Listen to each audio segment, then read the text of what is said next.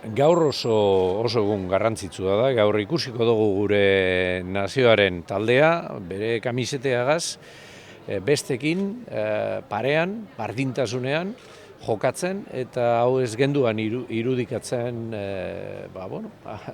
aurreko ongitxir arte, ez da? Ongitxir arte, eta asko kostata izan da. Egia esan, lortu bada, izan da, Eusko Alderdi Jeltzaleak jarritako zuzeketari esker, kirol legean, eta Sánchezekin egindako inbestidura akordioaren bitartez, ez da. Eta gero, pausuka jarraitu behar izan da, egiten, egia bihurtzen legean agertzen dena. Garrantzitsua dela dinot azken baten gure herriaren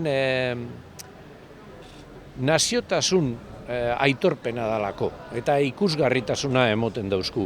Guk argi geunkan oso garrantzitsua zela, lehenengo pausu bezala, kirol arloan gure selekzioagaz egotea, eta beste batzuk, bilduk esate baterako, ez eben holan ikusi eta abstentzioa egin eben.